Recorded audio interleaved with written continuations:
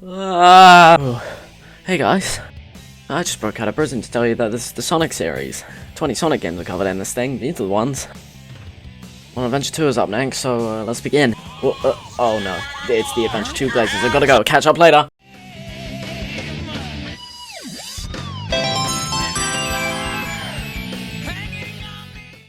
Sonic Adventure 2 is a game I have dreaded getting to for a while, because anything negative I will say about the game will pop a target on my forehead till the end of time. All I ask the superfans of this game to do is bear with me. I have my reasons for the ways I think.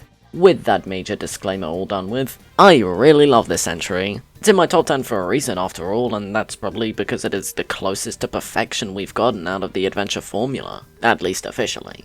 We've got some exceptional levels, a gripping story, really fun side content, and so much more in this game to where I can see why so many consider it the best of the best. Unfortunately for me, I can't really look at this game without seeing the flaws of other aspects, such as the alternate gameplay styles and the weird control quirks. There's so many little things about this game that pile up to create an experience I do really enjoy, but not as much as I feel like I should. That's enough setup for this video though, so let's take that deep dive. Here is why Sonic Adventure 2 is excellent, but not exceptional.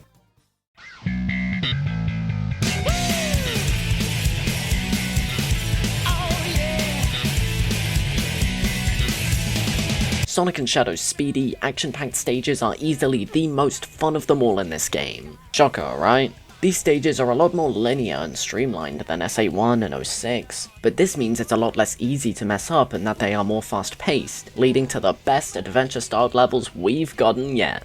Well, how about that level design? What's good? What's mid? Let's begin with... City Escape lives up to all the hype as it's one of the best opening levels in the franchise. It perfectly hypes you up with its energetic music, iconic set pieces, and addicting gameplay. Because this game is more linear, like I said previously, the developers had to challenge themselves with what exactly could encourage high-level play, and the solution of the scoring system was practically perfect.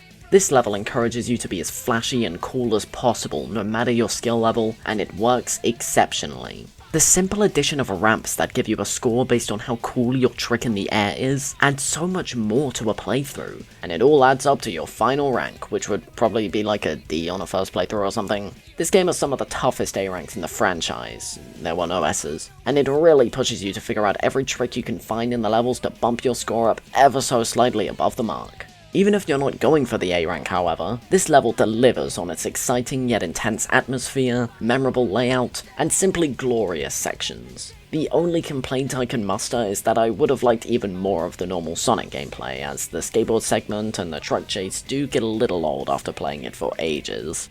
Perfectly paced, wonderfully executed, just all around a masterclass of level design. And it's not even my favourite level in the game.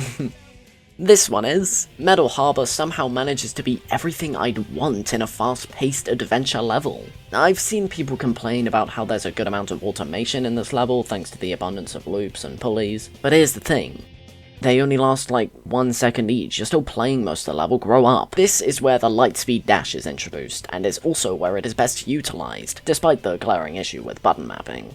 Once you replay this level, more shortcuts are opened up to you thanks to now having the lightspeed dash, same thing with City Escape, and this is simply a genius way of encouraging replays. There's a unique flow to this level in particular that just clicks with me so much more than any other in this game. I love it! This doesn't even get into the awesome set pieces like dashing across this aircraft carrier and the rocket chase. Once you reach this section, you have 15 seconds to get to one of the handles on the rocket before you must restart from your last checkpoint. One thing astute players may notice is that there are gun megs you can homing attack over to the left of the intended handle. If you follow them quick enough, you can reach a second handle, giving you more points, being practically required for the A rank. Now, I'm a bit mixed on including such a choke point at the very end of the level, but if you've ever reached this thing, you know how unbelievably satisfying it is to perform, especially with 0 errors. This is what I mostly look like. It is an insanely tough level to A rank, but once you do, the feeling you get is unlike any other official adventure level seen in the franchise. My favourite level in the game, and probably out of any adventure-styled game we've seen, officially. Green Forest takes place 2 minutes after and hits you with Hurry and get back here right now before the island blows up with you on it! Blows up? oh shit, we gotta go! This is easily the most intense level in the game for the time limit and intense music alone. The gameplay doesn't disappoint either, as there are so many memorable moments and exciting avenues for alternate routes, it never gets old. There are definitely things to complain about here, however, such as the strange controls on these half-pipes, the arguably even greater use of automation here in Metal Harbor, and say it with me, poorly explained mechanics. With this vine here, you can actually hold a button to go further below the initial balloon to get more rewards. You know this? I sure didn't until Zoomzikes. Also, is it just me, or is the A rank in this level so much easier than all the others? There's no major choke point or anything like it here, so it does make sense. Just wanted to mention it as it's pretty strange. These complaints are really minor, however, as the level never fails to excite me no matter how much I play it. Pyramid Cave is where the levels get more technical, which is both a good thing and a bad thing. On one hand, I absolutely adore the simpleness of the rings in these large sections. They're a super easy way of making you feel cool in an otherwise pretty boring segment. The bounce is also introduced here and works so well with specific sections and chaining enemies to gather more points. SA2 score attack walked so Project 06's score attack can run, that's all I'm saying. Where the level fails, however, is with these parts where you take a key to a lock. I mean, it's not bad, it gets you thinking of how to move with a restricted moveset, but it kills the pace of the rest of the level quite a lot. I'm also really not a fan of these ghost enemies who stun you in place for a short time, they're pretty annoying, especially in this segment. Other than that, however, the atmosphere is excellent, the challenge is present, and it's simply just a really solid level all around. Not my favourite or anything, but definitely a memorable one. Crazy Gadget is in a similar situation to Pyramid Cave, in that the main mechanic is kinda jank and could be a lot better, but I simply like the layout of this level more, and said mechanic is simply better. This is where some of my least favourite enemies are introduced, however. The Artificial Chaos. These dudes, depending on where they are implemented, can be a right pain in the neck to defeat sometimes. Anyways, you can go up and down and all around in this level thanks to these switches that switch up your gravity. There's a ton of shortcut potential here thanks to this mechanic, and it's super fun to play around with. That last area in particular is chock full of potential for shenanigans. Try it out when you have the time. Overall, however, there's really not a lot to talk about here. It's just a solid fun time that took me forever to A rank. Jesus. Final Rush is definitely my favourite out of all the latter half of Sonic's levels. It brings back the adrenaline from the first 3 in full force. You do a lot more rail grinding in this one, and this is actually the game which introduced it, so how is it here? It's fine. Rail switching messed up more here than Heroes for me, maybe because I've played this one before. But it still functions well enough to work really well amongst the rest of the level design. Speaking of the level design, there's so many memorable moments I can't get enough of, such as the opening with the 3 split parts, this climb upwards which you can skip loads of with some clever jumps off rails, and the crazy cool final chase, rush at the end, capping off this awesome level incredibly. This level is an immaculate way to end off the hero story, thanks to the sheer hype it comes with. On to Shadows levels. Dude, Radical Highway is so damn cool. Have you played it? Shadows levels reach a peak right here, folks. It pretty much does everything right. Many unique ways to go about certain set pieces, tons and tons of destruction to witness firsthand, and countless iconic moments all come together in this one exceptional intro to Shadow as a character. The bridge section alone is enough to make this level an A tier, but it's all the little things alongside that bring it even higher, such as the Knight's Casino you speed past, the satisfying ramp into roll combo right here, and the Got Ring blimps. This is one of the most full of life areas in the game, and all of this combined and even more makes Radical Highway my 3rd favourite speed stage in the game, right behind City Escape and Metal Harbor. One thing I'm somewhat disappointed by is that Shadow's levels post-Radical Highway feel weirdly underbaked compared to Sonic's. Take White Jungle for instance. It takes a lot from Green Forest, essentially being a poor man's version of it. It's still really fun, of course, thanks to these sections being really fun themselves, but the level doesn't really do anything in particular to stand out aside from the music, the altered visuals, and the pulley vines. Atmospherically, it's a whole lot different, but gameplay-wise, it's almost indistinguishable, which is really unfortunate. Again, it's still a really fun level, but Green Forest is right there, man. Skyrail is a weird one, as I feel like I should like it a lot more than I do. It's a lot more unique of a level than White Jungle, but there's something here that doesn't click well with me, and I'm not sure what it is. The layout is great, obviously focusing on rails a bunch alongside these springs you raise by homing attacking. These mechanics work really well here, and there's some good and memorable moments here and there. I guess the problem is that it doesn't stand out. There's no wow factor to this level, not even from the music and visuals. I love the idea of Pumpkin Hill in the day, but it doesn't really do anything with it. What if the train from that level chases you down, or is at least seen in certain points? Or maybe you enter the train stations and destroy stuff there. This is Rail Canyon, I'm just describing Rail Canyon, god damn it. Nevertheless, it's still a fun level whenever I get the itch to play it. I simply just don't get that itch often. Finally, we've got Final Chase. I'd love to end on a bang, but the game doesn't, so... The problem with this level are the weird gravity tubes. Why do they have to constantly spin you around? This, combined with the other miscellaneous jank you can get caught up in, makes this level decently annoying to go through. There are sections I do enjoy, again, such as this big falling down segment and this part here, but like Sonic Heroes as a whole, the broken mechanics make the level simply more annoying than anything. There's not really much else to say, sadly, thanks to taking a lot from Final Rush, as you can clearly tell. Can be annoying more times than usual for these levels, but I wouldn't say I hate this one. I just don't really like it. And there we have it. That was my thoughts on the speed stages of Sonic Adventure 2. Clearly, these are not the problem with this game, as I almost exclusively had good things to say about all of these. There's only one C tier stage, 1 or 2 B tiers, I'm not super sure, around 5 A's, and 2 or 3 S's, not sure about Radical Highway. The quality of the gameplay of these stages are better than SA1's Sonic stages and Vanilla 06's speed stages. Problems arise once we get to the other gameplay styles, however, so why not touch up on them now?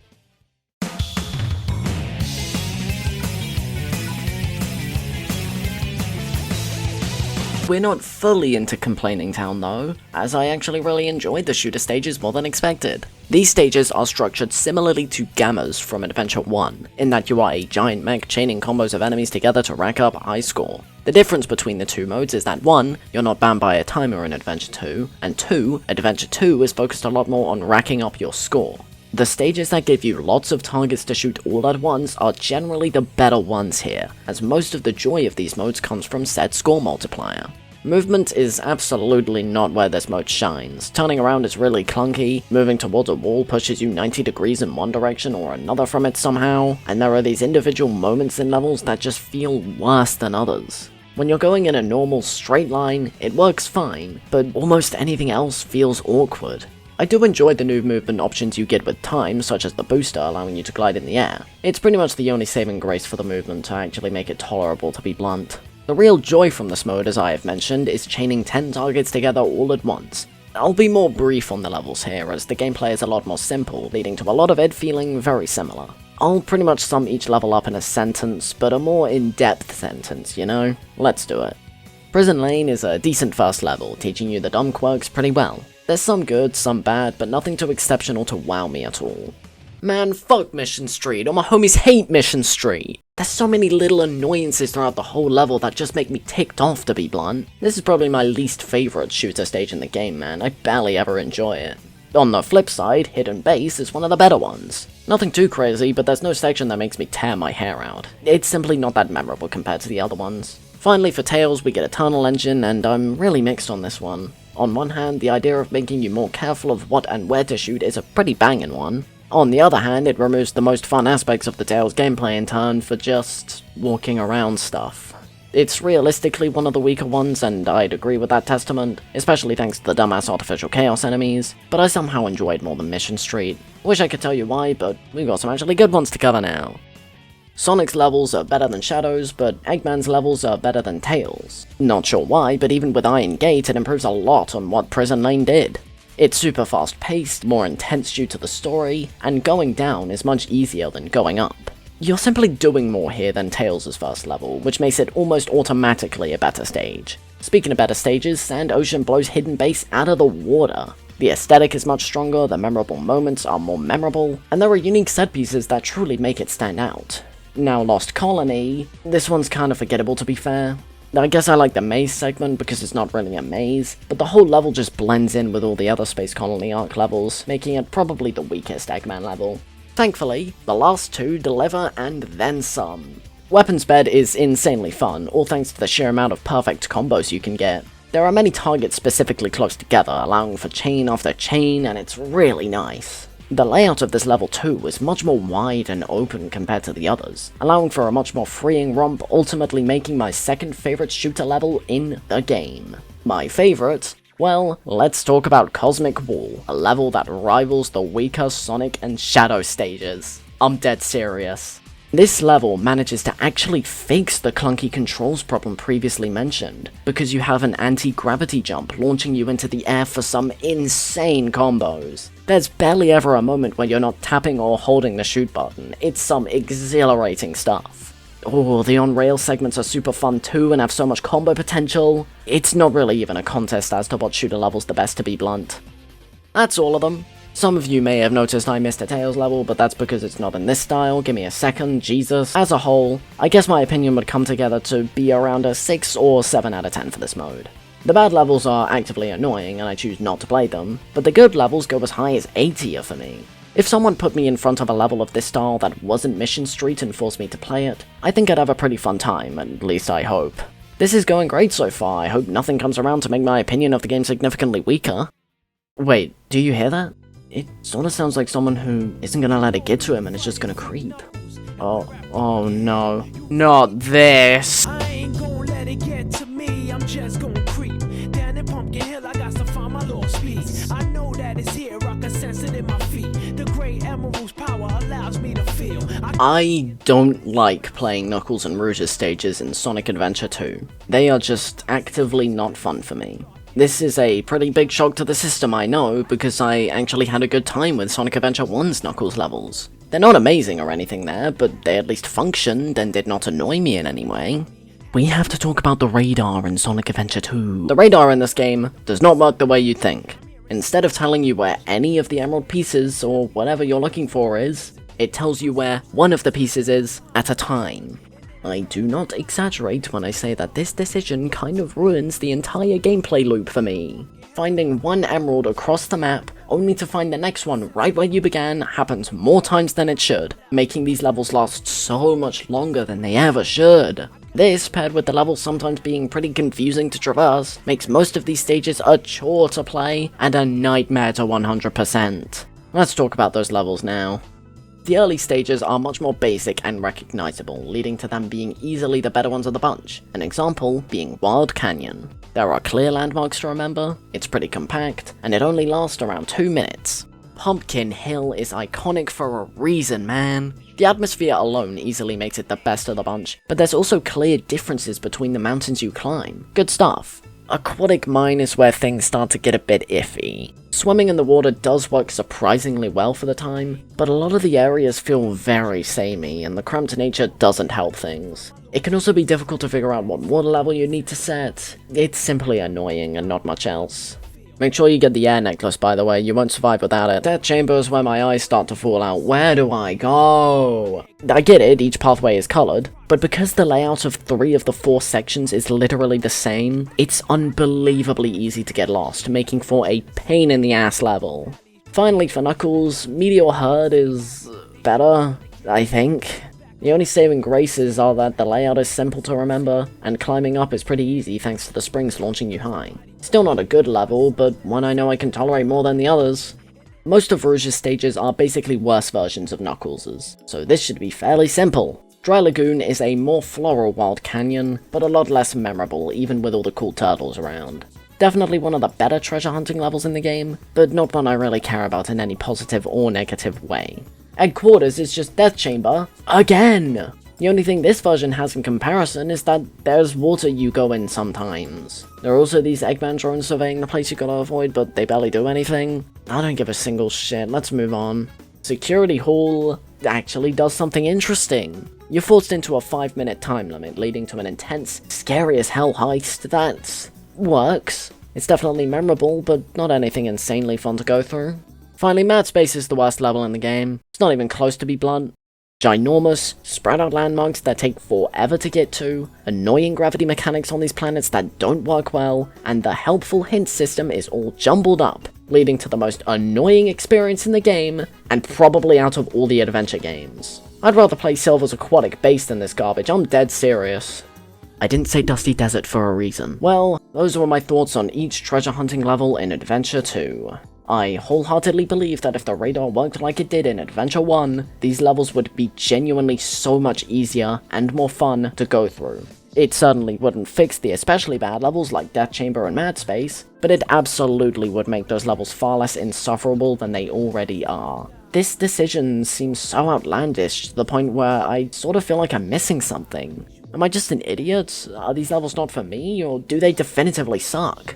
Please tell me. I need answers. With all that done, it's about time we go into the miscellaneous stuff, like the bonus content. Yer.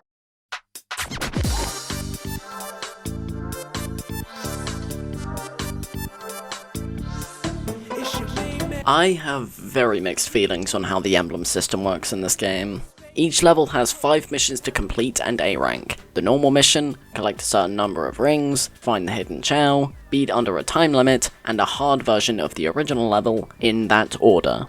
Some may be different depending on the gameplay style and stuff, but this is generally what they are all like, and I don't like it.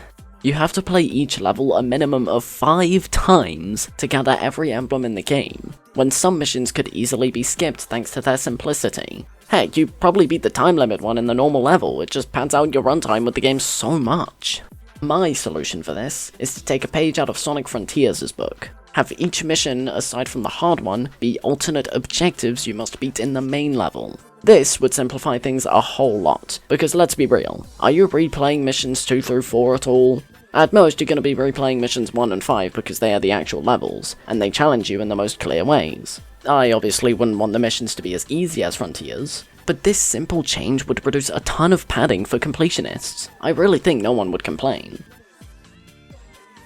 With that covered, there's still a whole bunch of bonus content to talk about, beginning with racing. I didn't talk about the mandatory car levels in Tails and Rouge's segments because I was saving them for here.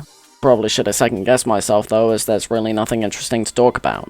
Those levels function and are fun for what they are, and the side mode where you get to race against others is kinda neat. There's also the multiplayer from Adventure 2 Battle, which can be enjoyed, and the boss rush, which I should probably get into now. The bosses in this game range from pretty neat to kind of annoying. You got your character fights, which are jank and not that fun, the gun mechs like Bigfoot, which are okay, and a few outliers like King Boom Boo and Egg Golem. King Boom Boo is pretty boring to be honest, but I actually quite like the Egg Golem. It's fun with Sonic and Eggman somehow.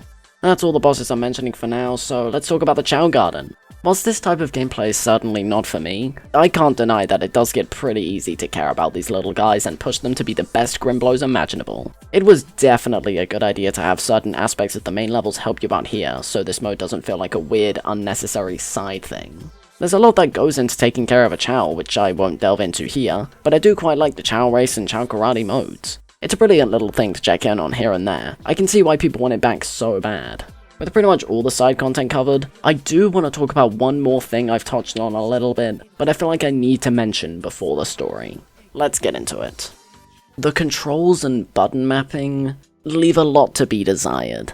I've already talked about the clunkiness of the mechs, but each gameplay style has their own unique control quirks that always annoy me. For instance, with the speed gameplay style, only 2 buttons are used on the entire controller for movement. One for jumping, and the other for everything else. Would it have killed Sonic Team to simply have one button for spin dashing, and the other for lightspeed dashing? Stomping and lightspeed dashing are on the same button, so sometimes a lightspeed dash in the air will actually lead to your downfall, even if it's your only option. With the treasure hunters, there's not anything major that makes them less fun, so it's more so the level design and the smaller things, such as getting stuck on some objects, or accidentally doing big attacks. It's not that uncommon for small things to annoy you or for one mistake to ruin a run. And whilst this doesn't actively diminish the experience for me, unlike Heroes, it does get in the way and annoy me whenever it comes up. That's about it though. The bonus content in this game, whilst having some pretty large problems here and there, is still probably some of the best we've gotten in the franchise. When was the last time we got a no-frills multiplayer mode like in this game? I surely can't think of any. I definitely respect all of this content, but that doesn't mean I enjoy all of it. With that covered, let's touch on the game's pretty darn good story.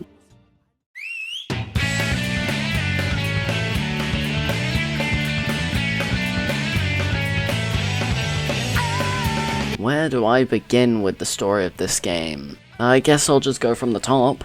Firstly, I really love this story. It evolves the storytelling potential laid out from Adventure 1 in some really unique ways, whilst going in wildly new directions. There are 3 general plot lines happening throughout the story, corresponding to each character and their counterpart from the other campaign. Sonic and Shadow's feud turned to respect, Tails and Eggman's opposing ideologies, and Knuckles and Rouge's hatred turned into love, ooh.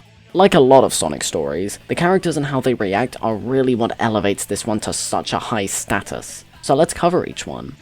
Sonic lets you know his deal right from the gate, breaking out of a gun helicopter, taking a piece of metal off the wing, and using it to slide down city streets, showing off the way he reacts to these situations fantastically. This is easily one of Sonic's best games in terms of how he's characterized. I pretty much have no notes on him. There are so many iconic lines and moments from this version of the character that I can't even begin to list them all. He knows when to take situations seriously, but reacts to things in his own Sonic-y way. If you meet a person who doesn't like, talk about a low-budget flight, no food or movies, I'm outta here, or this game of tag is boring, I'm outta here, they are lying. The way he grows to respect Shadow by the end instead of considering him fake is amazing. He relies on his friends whenever he knows he can't do something on his own, but he also knows when a fight is his own and follows through in the best ways. What else do I really need to say? He's just a guy that loves adventure. He's Sonic the Hedgehog. And whilst there may have been better interpretations of the character since, this one still holds up amongst the others. Let's move over to Tails now, and this version of the character is probably the best one we've gotten, no frills. He did this crazy thing which was forgotten immediately after this game, and that was to have a character arc. He had an arc in Adventure 1, sure, but this game progresses that one in ways that make perfect sense. In that game, he learned that he can't rely on Sonic to do everything for him. He has to do things on his own from time to time. In Adventure 2, his first level is about him finding Sonic in this huge prison, so it's clear he's learned from that game. Instead of helping Sonic out with whatever he's doing, he actually does separate missions that help out the whole team effort, such as locating where Eggman is hiding and figuring out a plan to trick him with a fake Chaos Emerald.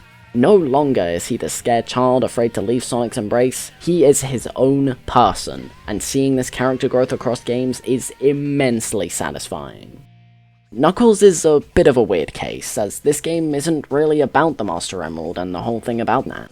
The writers were definitely struggling to come up with ways to keep him around, as he definitely does the least out of the main cast. The Master Emerald gets shattered, again, and he has to go find the pieces, again. This doesn't mean he isn't awesome though, as this is probably my favourite interpretation personality-wise. There's a certain vibe Knuckles has in this game that is not replicated anywhere else in the franchise, and I really love it.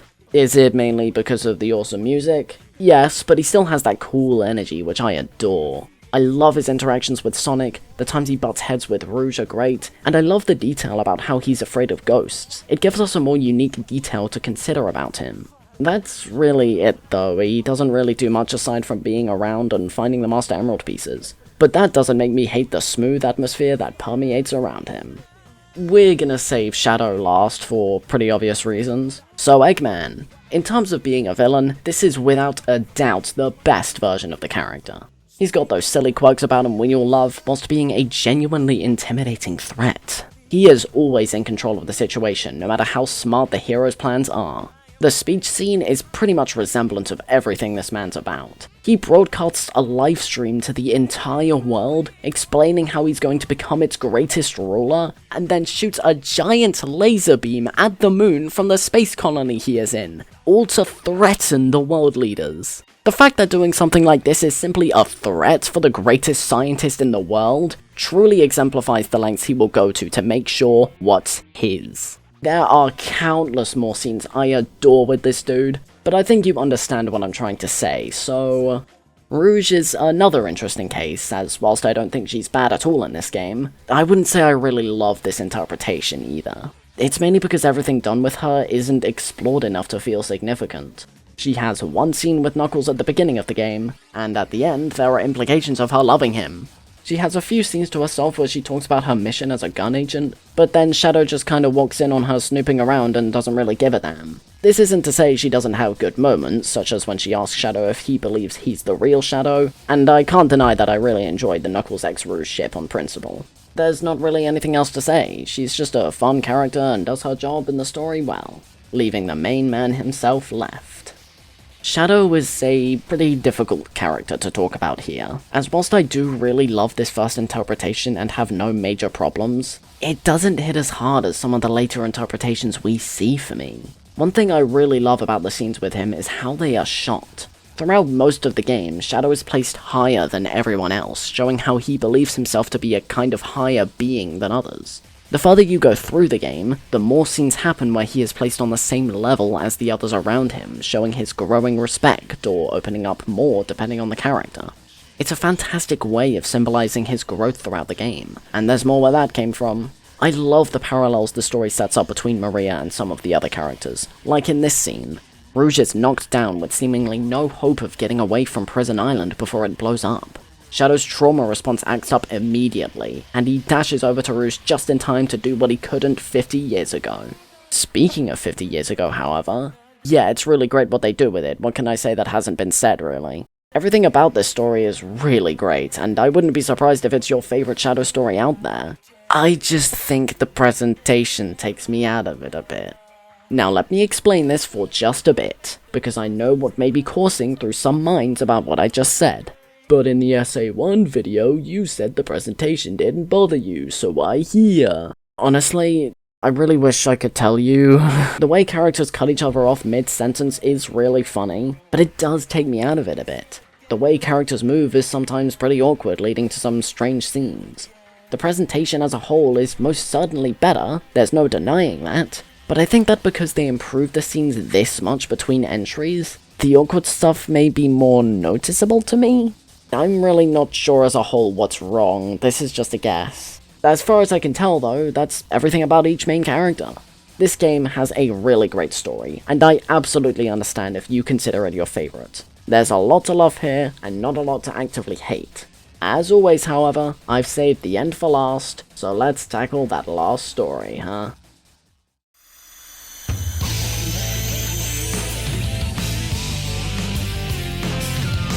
After the events of both stories, the Eclipse cannon fails to fire at the Earth, and Eggman is bewildered. Before he can finish crashing out though, a message appears on the screen powering the cannon, showing Gerald Robotnik, Eggman's grandfather.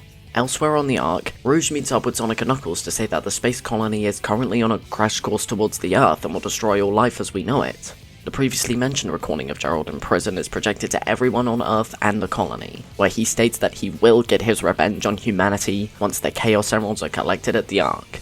It is not possible to stop this from happening, and he will get his revenge. Eggman then barges onto the scene and gives Rouge Gerald's diary, where we learn that he was working on a project to help mankind. Eventually, the military suddenly arrived to destroy said project, and the colony was shut down soon after.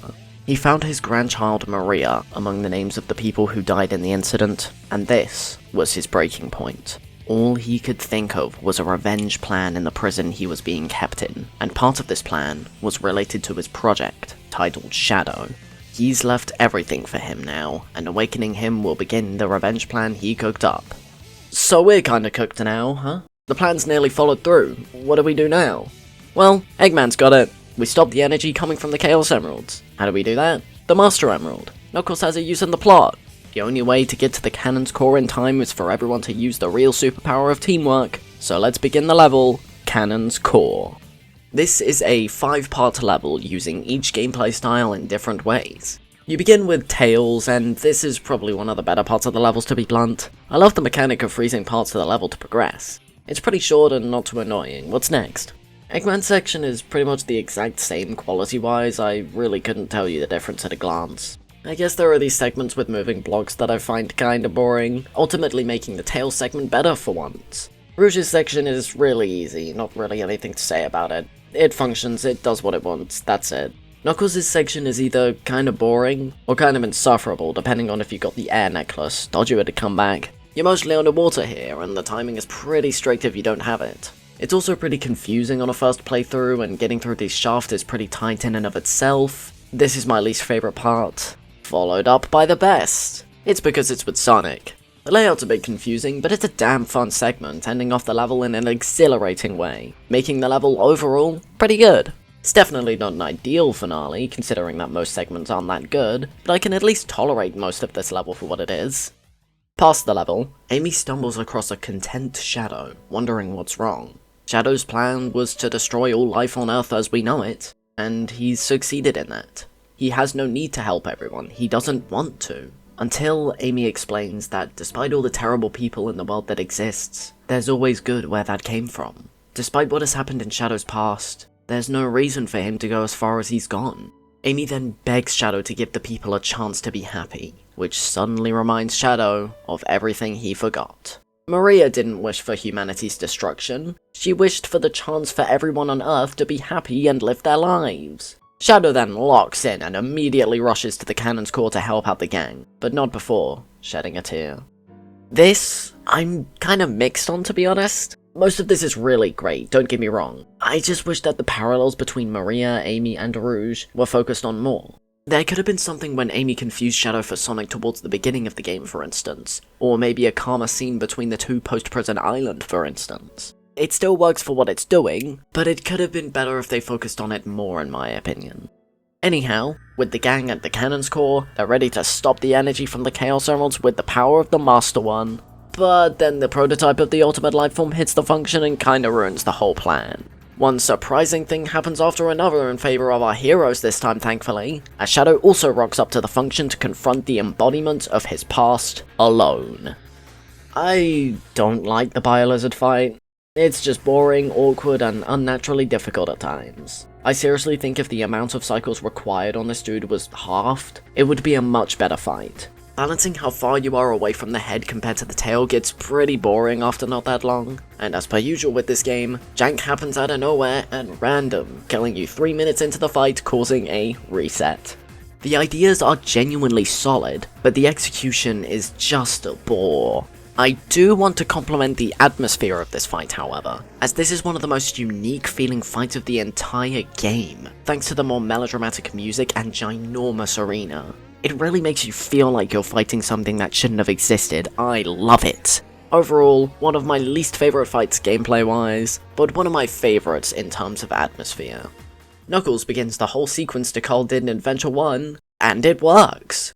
But one true, final, ultimate nail in the coffin happens, as the Biolizard uses Chaos Control to warp itself outside of the space colony, allowing it to control the whole thing to crash into Earth. This is it, the last stand of Shadow's past, and we know what we've gotta do. Sonic and Shadow use the power of the 7 Chaos Emeralds to go super, and jerk off, to fight the final hazard. This is one of those final bosses that I can't bring myself to dislike, man, it's so cool. The main theme blasting in the background, seeing the space colony in comparison to the Earth in the background, and landing each blow on this giant salamander all come together to create an iconic end to the game, despite the awkwardness of dodging the projectiles. This is absolutely in the better half of final bosses, and is definitely a defining moment for countless people who played this game when they were younger. Once this is done, Shadow remembers Maria's words one final time, before Chaos controlling the entire space colony with Sonic, using up all his power. Shadow then falls to the Earth, with Maria's wish as his final thoughts. Ignore all of this, the world is saved, and the weirdly rendered people rejoice as they reach a new tomorrow. Sonic meets up with the main gang as the credits roll, telling them about what happened with Shadow. He gives Rouge one of the rings on Shadow's wrist as a memento, calling him a brave hero who gave his life to save the planet. Eggman reflects on his previous respect of Gerald, his grandfather, wondering why he would want to destroy the world, with Tails responding in the most Tails way. I don't know, but what I do know is, we all did it together! More implications of the relationship between Rouge and Knuckles go by, and Sonic begins the trek down to Earth, not before saying, Sayonara, Shadow the Hedgehog. Ending Sonic Adventure 2.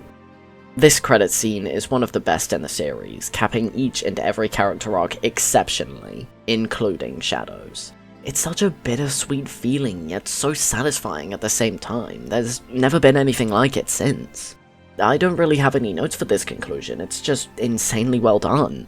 Overall, the story of Sonic Adventure 2 doesn't really have any lows to it in my opinion, but I wouldn't say it has the highest highs ever. The highs come pretty close to the highest, don't get me wrong, and I could totally see why some would consider it the best, but nothing in this game really gets to me the way stories like E102 Gamma in Adventure 1 and Silver in 06 do. With the entire game covered, you know what time it is, baby. Let's bob our heads to this game's exceptional soundtrack.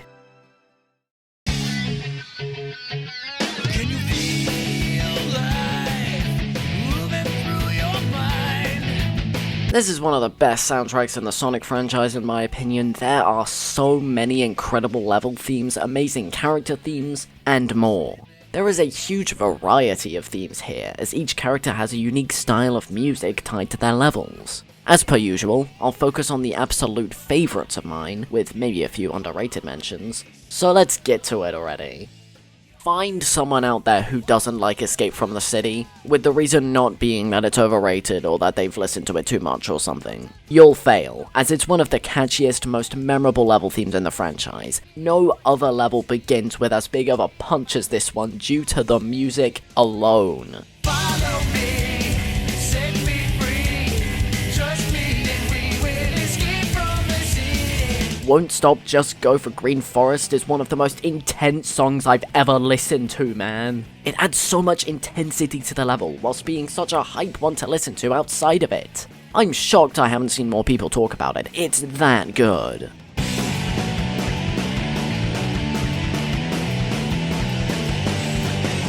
Most of Tails and Eggman's songs aren't really that memorable to be honest, but I can't lie and say that This Way Out for Prison Lane is pretty dang catchy. Nothing else to say, it's just pretty darn good.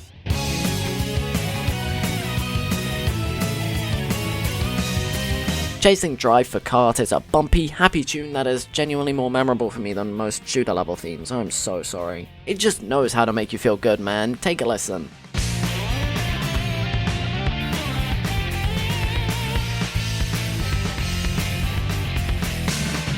On the Edge for Eternal Engine feels dire yet empowering at the same time. You know you don't have a lot of time left, but you know you'll succeed despite that. Quite ironic considering the cutscene that happens directly after, but you know, that doesn't matter, I like it.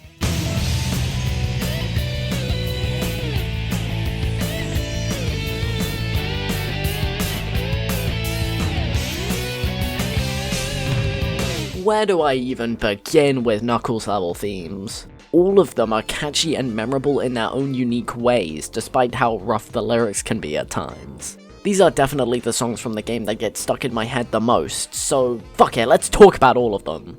Kick the Rock for Wild Canyon is such a smooth song, representing Knuckles in almost as good of a way as Escape from the City for Sonic, to be honest. That's what I'm representing. Never seen a mic hog spit like a menace. Wild Canyon fun, I gotta chase a bad hump. A Ghost's Pumpkin Soup for Pumpkin Hill has to be my favorite though. Not just because of the memes, but listen to this, man. Ask him a question and he vanished in a second. I'm walking through valleys, crying pumpkins in the alley. Didn't seem happy, but they sure tried to get me. Had to back him up with a fist metal crackle. Need I explain myself more? Dive into the Mellow for Aquatic Mine is another ultra catchy and chill one, making the location a lot more mysterious and ethereal. Let's take a dive in Aquatic Mine. Once was a cold pit, but now it's a water ride. Makes you wanna sit back, enjoy the life, and do things you like doing, get to shine. Deep of a Death Chamber is pretty dang cool, being another ethereal song with a more dramatic vibe.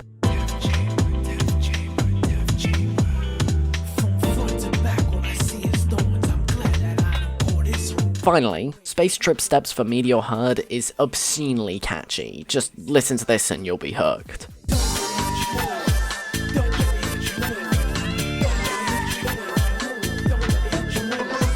Overall, these songs are fantastic. What more do you want me to say? Come on. I almost didn't talk about Vengeance Is Mine for Radical Highway simply because it isn't nearly my favorite version of the track. But come on, it's Radical Highway, it's super catchy despite how simple it seems in the bigger picture. It's so cool.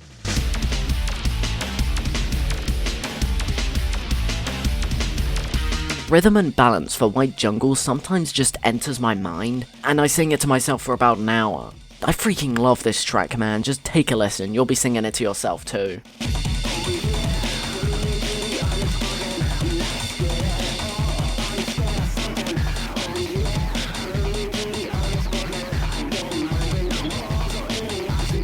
For true story for Sonic vs. Shadow is pretty much in the same boat as White Jungle. It's intense, it's got subtle lyrics, it's got it all.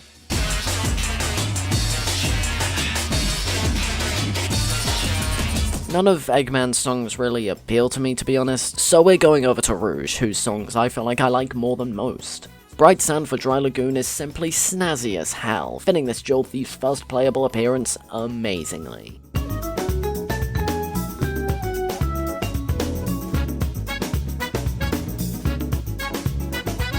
I'm a Spy for Security Hall manages to fit the intense scenario and Rouge's character into one really great track. This is an underrated one, go listen to it.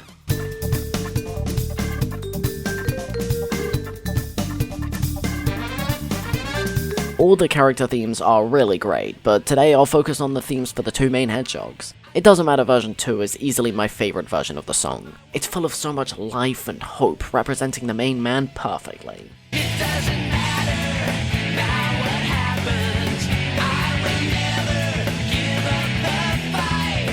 Throw It All Away is a very unique song for Shadow, being a much more subtle song, fitting the more subtle way Shadow goes about his destruction in this game.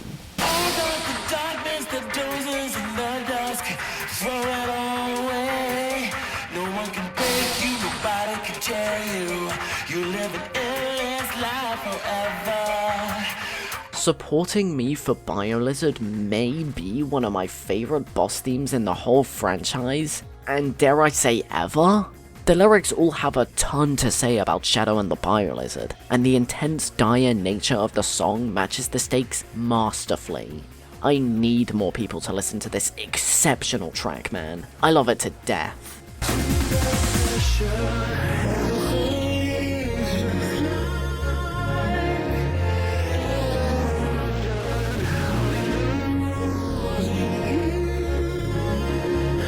Live and Learn. Of course I had to mention Live and Learn. There is so much to talk about with this song in so many different ways. But I can't be bothered to go in depth here, man. I just want to vibe. Listen to this masterpiece.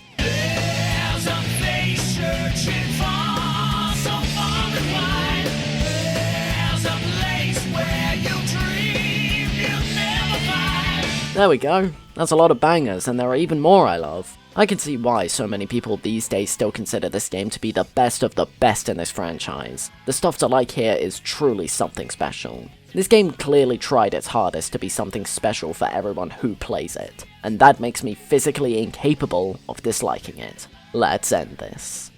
Sonic Adventure 2 isn't perfect. Tough pill to swallow, I know, but it's true. There are some aspects of the game that really don't work, and you've gotta understand that. Some of the gameplay styles and levels don't really work, and the jank definitely hinders a lot of the fun I could have.